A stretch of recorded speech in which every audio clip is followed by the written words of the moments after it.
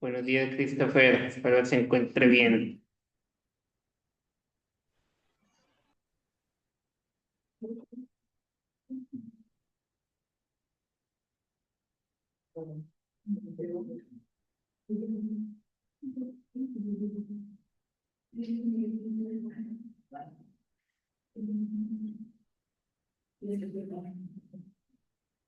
Buenos días, Naidelin. Espero se encuentre bien.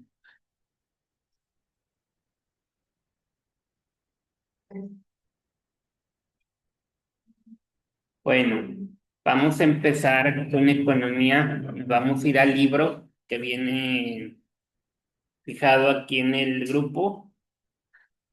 Vamos a ir con la segunda unidad que dice breve panorama histórico del pensamiento económico. Vamos a ver lo que es el pensamiento grecolatino, el pensamiento medieval, el mercantilismo, el liberalismo, el pensamiento alemán del siglo, el pensamiento socialista, el pensamiento keynesiano y el monetario.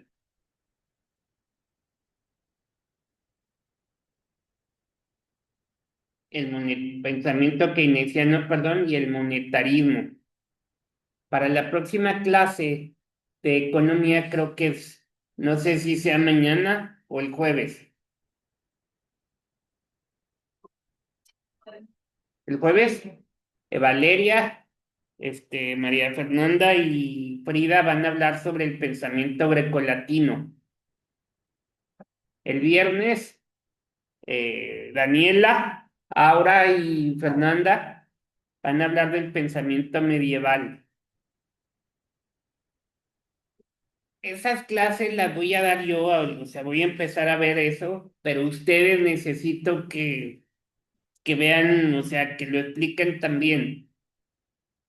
Van a pasar aquí al frente, pásenle. Van a pasar aquí al frente a exponer, pero quiero una clase bien, o sea, donde hagan preguntas, o sea, hagan preguntas para que los alumnos pongan atención de lo que ustedes están exponiendo y luego les vamos a dictar 5 preguntas para ver si están poniendo atención o no. ¿Está bien? Y luego ya el viernes les digo quién sigue para el lunes. Que diga, bueno, el lunes no tenemos, el martes, ¿ok? Pero ustedes son el jueves y ustedes el viernes, porque luego la segunda hora, pues tenemos que hacer práctica, ¿va? ¿Está bien? Por favor. Vamos a empezar con la guía resumen, dice panorama del pensamiento económico. Vamos a ver lo que es el pensamiento griego, el valor de uso, el valor de cambio, lo que es la teoría subjetiva del valor, la crematística y la usura. Luego en el pensamiento romano vamos a ver lo que es el contrato, la propiedad individual, el derecho a testar y la economía rural. En el pensamiento medieval vamos a ver la patrística, la escolástica, el precio y salario justo, el interés, moneda y usura. Gracias. La propiedad y el trabajo. En el mercantilismo vamos a ver lo de crisohedonismo, la adquisición de metales, el apoyo total a la industria, la reducción de importaciones y el incremento de exportaciones. En el liberalismo vamos a ver el apoyo a la agricultura, el naturalismo económico, el voluntarismo económico, está congelado. Y luego en el pensamiento clásico, la máquina producción, la alianza director sabio filósofo, la premisa hedonista, la ley del mínimo esfuerzo, el proceso económico de producción, circulación y distribución y utilidad, renta, interés y salario. En el pensamiento alemán vamos a ver la oposición a la escuela clásica, el altruismo y religión, el autarquismo, la exaltación de la tierra, la negación del industrialismo. En el socialista vamos a ver el orden social justo, la exagerada riqueza, lo que es la miseria, el proletariado, el marxismo y el materialismo histórico. En el keynesiano vamos a ver la metodología económica, el desempleo, la demanda efectiva y la economía internacional. Y en el monetarista vamos a ver Milton Friedman, la teoría cuantitativa del dinero y la neortodoxia. Vamos a empezar a ver el pensamiento greco-latino, el estudio de la economía entre los griegos comparado con las ideas dispersas en el antiguo Egipto, India, Caldea o China, resulta más compacto. Sin embargo, su aportación se puede considerar incompleta. Dice que el estudio de la economía en Grecia se consideraba como un arte auxiliar de la política y de la moral. Anteriormente, podíamos decir que como se gobernaba era por política y por moral, o sea, involucraban mucho lo que era la religión. Anteriormente, y todavía se sigue utilizando, se supone que la religión no tiene nada que ver con la política, pero sabemos que sí tiene relación la religión con la política, finalmente, ¿va? Entonces, desgraciadamente se supone que los gobiernos en la política debe ser laica, se supone, pero pues, pues sabemos que no es así. El gobierno entra con todo por todos lados, ¿verdad? Y más sobre ahora sí que la religión, se mete mucho en la religión. Por eso, sígueme. Confiamos en Dios, algo así. A ver, otra vez, perdón. El billete del dólar dice como que confiamos en Dios. Así es. Entonces, fija cómo viene, o sea, cómo involucran a Dios en el dinero, que pues eso es lo que manejamos todo, ¿verdad? Entonces, pues ahí vemos que no está bien, o sea, finalmente no está bien. Ahora bien, dice, la economía no se destaca como una ciencia independiente, más bien dependía de la política y de la moral, o sea, de lo que la gente pensaba o creaba.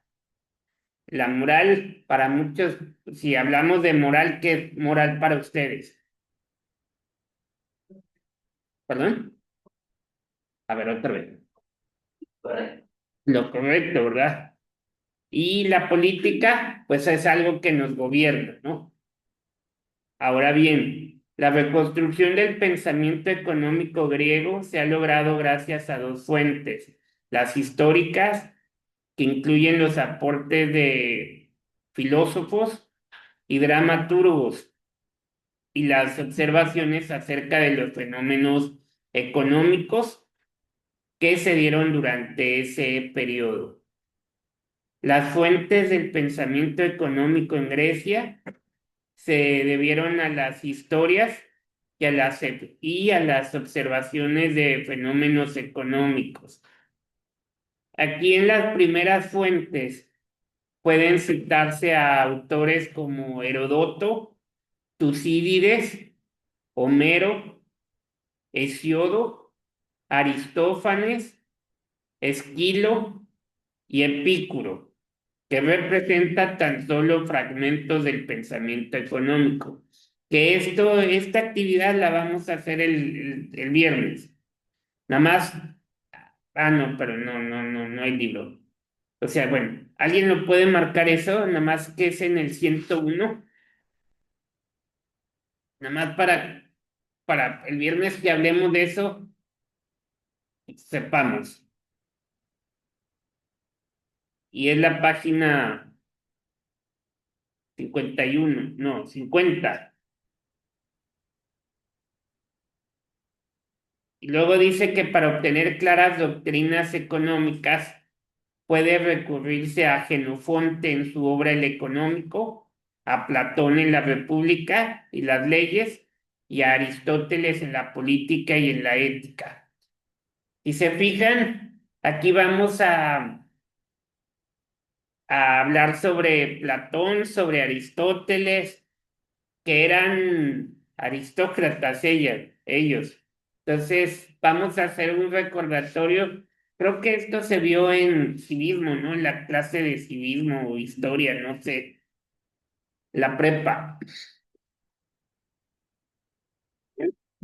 Vamos a ver cómo ven la política con la ética, o sea, lo que es real, lo que es real y lo que es, ahora sí que obligatorio, ¿verdad? Lo que las leyes imponen. A pesar de no ser insuficientes las obras destinadas al estudio de la economía, entre los griegos el alto grado de desarrollo mercantil y el estudio de los problemas sociales permitió establecer bases de gran importancia. Ahí vemos cómo lo económico afecta en la sociedad. ¿Sí se acuerdan que eso lo vimos en el primer parcial donde decíamos que cuando tenemos dinero somos una cosa, ¿verdad? Cuando no tenemos dinero somos de otra forma, o sea, nos dan depresiones, nos sentimos mal, no queremos salir, o sea, no aceptamos el que la gente nos ayude a veces, o sea, que nos den más dinero o algo para poder sobresalir mientras vuelves a recibir dinero. Ahora bien, las bases económicas se identifican con tres clases de causas. Una es de carácter político, de orden social y de carácter religioso filosófico. ¿Qué habla la filosofía? ¿Qué dice la filosofía o qué es la filosofía? ¿Se acuerdan palabras que decían los filósofos? ¿Perdón? Yo solo no sé nada. Yo solo sé que no sé nada, esa es una. ¿Alguna otra? Hay muchas, ¿no? Pero así que esa es la más usual, la que yo solo sé que no sé nada. La belleza es arte, decían también.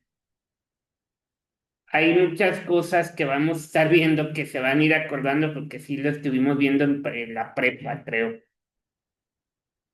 La creencia de la omnipotencia del Estado, es decir, la convicción de que la economía debía ejercer en el Estado y por el Estado, fueron causas de carácter político. ¿Qué pasa ahí? Que todo lo que hacían de la política, a fuerza teníamos que cumplirla sí o sí. Que hoy en la actualidad, pues seguimos haciendo muchas cosas, pero desgraciadamente aquí en México todavía la gente hace lo que quiere. Que ya después nos caen las multas, pues sí, nos caen las multas y ya luego vemos cómo le hacemos para solventar esas multas, ¿verdad?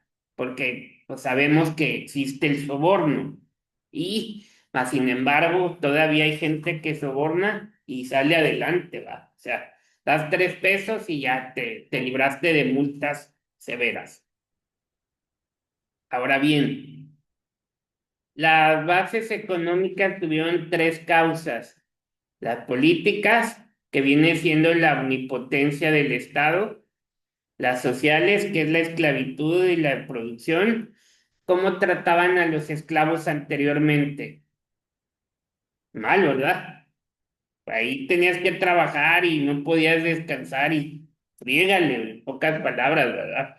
Antes los insultaban, los golpeaban desgraciadamente. Que eso, gracias a Dios, ya no existe, ¿va? Bendito sea Dios, ya no existe el que, bueno, sí existe el que te hablen mal porque hay gentes que sí te quieren pasarse de lanza, pero ya no te pueden golpear, que ya la gente ya no se deja, ya te defiendes o vas y demandas, ¿va? Y la social, bueno, la esclavitud y la producción y el religioso, filosóficas, que se supone que son los valores humanos. Las causas de orden social radicaban en el régimen de esclavitud, a la cual estaba confiada la producción, y finalmente la prioridad de los valores humanos frente al concepto de riqueza correspondía a las causas de carácter religioso filosófico. Se supone, fíjense bien, que todo lo de la riqueza era la iglesia. Ustedes saben, sí saben que hay sacerdotes que tienen mucho billete, ¿va? ¿Por qué? Sí, es que ¿Ve? los bienhechores a veces les dan dinero a ellos. Así es. Pero, ¿por qué? Yo conozco, bueno, hay de sacerdotes a sacerdotes, ¿va? Hay sacerdotes que tienen muchísimo dinero. Conozco muchos de ellos, es más, uno en paz descanse, que vivía en la del boiler, pero estaba fe empezando el hombre. En paz descanse, ¿verdad? Tenía 5 perros en su casa, puro Pool. Y bueno, para el chupirul, ese sacerdote, ¿va?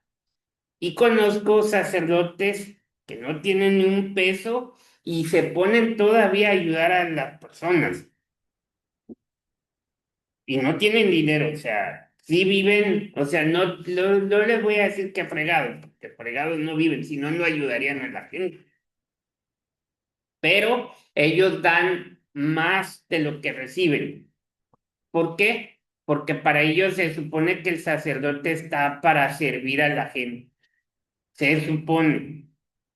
Por eso, a veces nosotros cuando vemos a sacerdotes con muchísimo dinero, pues no estamos de acuerdo, porque se supone que ellos no deben hablar de los dineros. Se supone que ellos están para ayudarnos a todos nosotros, que ellos están para que la gente salga adelante, que están para motivarnos.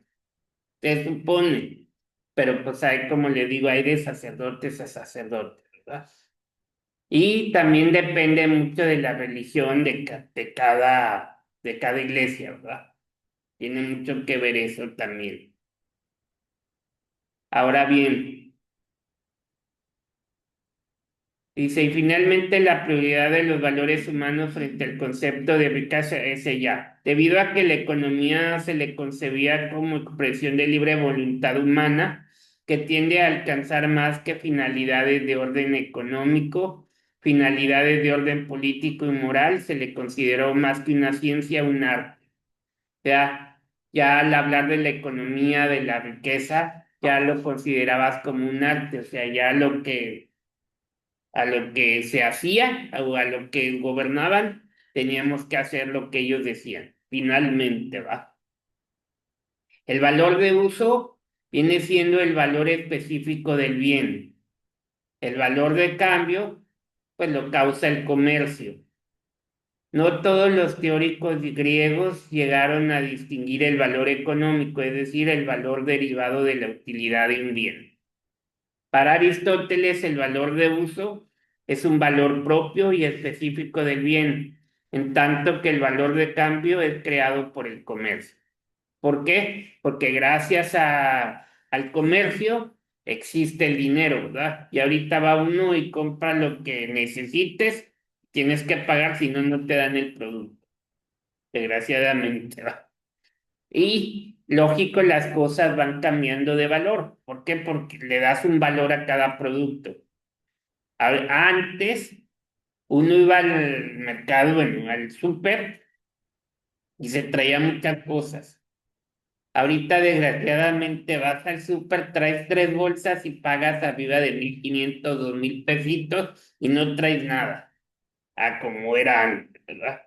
¿Por qué? Porque las cosas van agarrando precio, van agarrando más valor y cada vez se encarece todo más. Ahora bien, para Aristóteles y Jenofonte, riqueza o bien económico era toda cosa útil. Aristóteles y Jenofonte consideraron que toda cosa útil era riqueza o bien económico. Con Jenofonte se dio fundamento subjetivo a la utilidad.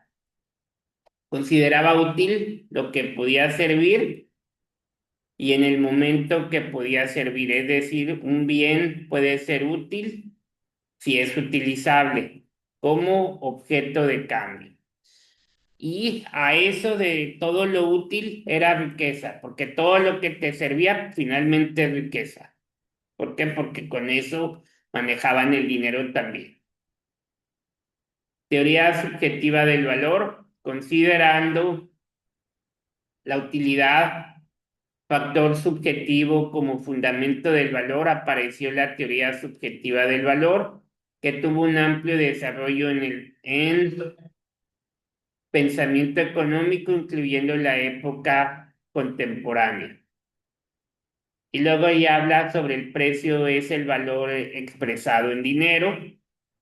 Aquí los griegos, consideraron al precio tan solo como el valor expresado en forma monetaria, y de esta idea se desprendía la dependencia del precio sobre la demanda y la oferta, ocasionando que la oferta excesiva hacía bajar los precios y que la demanda excesiva los hacía aumentar. Reflexionaron que la exclusividad de un bien da origen en el mercado al precio de monopolio, que es el precio excepcional comparativamente al precio normal.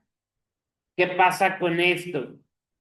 Si se dan cuenta que constantemente ponen las cosas de moda y todo lo que sacan cosas de moda, las suben mucho de precio. Pero pasa un mes, 2 meses, ¿y qué pasa con eso? Baja de precio. ¿Por qué? Porque siguen sacando cosas más modernas o más de moda y la gente sigue comprando eso. Lo que no sabe la gente, bueno, sí sabe, pero quiere andar a la moda, pues quieren gastar más. ¿Por qué? Porque tienen la liquidez para hacerlo. No sé si se acuerdan cuando empezaron las televisiones, esas antes estaban más gordas al principio y te costaban un platal, o sea, costaba caro. Y luego empezaron a hacerlas más delgaditas y estas las gordas te salían muy baratas. A mí me tocó, fíjense, ¿se acuerdan de las pantallas de como de cine de la marca Sony? Que era pues una televisión que tenía un mueble y estaban, bueno, relativamente delgadas en su tiempo, pero pues estaban gruesas. Esas costaban en aquel entonces 30,000 pesos. A mí me dio una igualita, nada más que 5 años después, en lugar de pagar 30,000 pesos, pagué 2,500 pesos por una televisión de ese tipo. 5 años después. Ahora bien, sacan estas, igual, empezaron que 15,000 y 16,000 y la gente iba y las compraba. Uf, es lo más bruto. Y ahorita esas teles valen 1,500 pesos, 2,000 pesos. Y hoy en la actualidad, pues le hacen así y le cambian, ¿verdad? Ya no necesitan control remoto casi, no más que para prenderla, porque ya con el dedito hacen así y la tecnología sigue avanzando. Entonces, a todo eso le dan un valor y sube mucho de precio, pero luego pasan los años y van bajando. ¿Por qué? Porque siguen sacando cosas, pues, relativamente nuevas, ¿verdad? Ahora bien, la adquisición de la riqueza puede ser natural y convencional. En materia monetaria, Aristóteles hizo una amplia descripción. Dividió en dos las maneras de adquisición de la riqueza. Decía que la primera era natural y la formaban la agricultura, que era lo que realmente deja mucho dinero, la agricultura, la caza y la pesca, que en conjunto integraban el sistema de la economía original o económica, la cual estaba fundada sobre el valor de uso de los bienes y producida por medio del cambio en especie. La segunda era convencional y la adquisición de la riqueza estaba basada en el cambio operado por medio de la moneda. Esta segunda forma daba lugar al sistema de economía derivada llamada crematística, que era fundamentada sobre el valor de cambio de los bienes.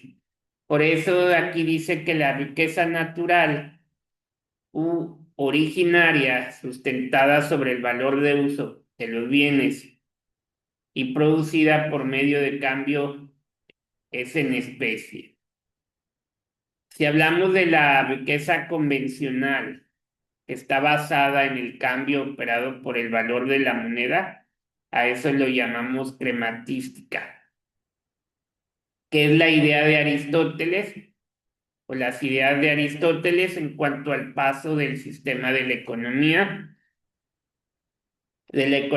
al sistema de la crematística permitió primero concebir la evolución de la vida social primitiva sustentada en lo que era el trueque, o sea, en los intercambios, introducir lo que es la moneda como medida de valor de los bienes económicos y como término medio de los cambios, que esa fue la evolución. O sea, luego, después de los trueques, pues existió el dinero y luego ya ocasionar que el cambio ya no fuera natural, sino social. Ya la gente que tenía dinero se le consideraba ricos, ¿verdad? Riqueza total. Y luego la gran crematística o la especulación financiera. Aquí habla sobre las reflexiones anteriores que llevaron a Aristóteles a condenar la posibilidad de que la moneda llegara a ser causa de interés, es decir, generadora de otra moneda. ¿Qué es lo que empezaron a hacer las personas? A prestar dinero, te daban 1,000 pesos, pero te cobraban 300 pesos por prestarte el dinero, los prestamistas. Primero lo hizo el banco.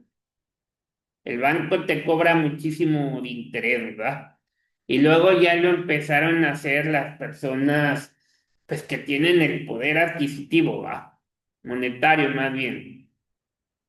Tú pides préstamos y esos préstamos el interés es muy caro. Es más barato que que a veces que el del banco, ¿verdad? Al menos que ustedes sean cuentavientes y que tengan un interés preferencial. Ustedes saben cuánto cobra, nomás para que se den una idea, cuánto cobra anual un banco de puro interés. ¿Alguien tiene idea? Es el 58% anual. Es muchísimo, es más de la mitad. Pero cuando tienes mucho dinero, la tasa preferencial puede ser de un 11 a un 18%. Queda, ahí sí conviene. ¿Por qué? Porque no es ni la cuarta parte, va. Entonces, entonces va a depender también del dinero que ustedes manejen o que tengan en juego para poder invertir. Entonces, en pocas palabras, no pidan dinero prestado porque los intereses se los van a acabar. Lo malo a todo esto es que con el dinero que ganamos ahorita,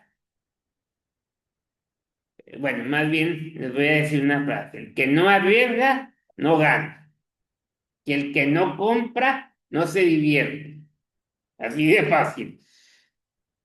Ojo, porque luego gastamos, simplemente gastamos más de lo que tenemos. Y eso es normal, ¿eh? Aquí en México, bueno, y en Estados Unidos pasa lo mismo. La gente gasta. ¿Por qué creen que en Estados Unidos las gentes traen carros muy buenos? El interés de Estados Unidos es bajísimo, pero allá pagas porque pagas, ¿verdad? Si no, a la corte. Entonces, la gente trabaja, lógico, pues, va a ganar bien, con eso mismo va pagando. Por eso el que vive en Estados Unidos, dice uno, ganan bien. Pues sí, ganan bien y pagan bien para poder subsistir, si no, cuello con los créditos. Por eso comprar una casa en Estados Unidos, comprar un carro es muy barato. Por eso todo el mundo trae carros buenos allá. Acá, para poder tener un carro bueno, pues tienes que tener, para empezar, si lo vas a sacar a crédito, pues un buen empleo para poderlo medio pagar, porque también te lo pueden quitar después de varios pagos vencidos, te lo pueden quitar, ¿verdad? Hasta aquí le vamos a dejar el día de hoy, jóvenes. Mañana continúan, el jueves continuamos. Que les vaya súper bien.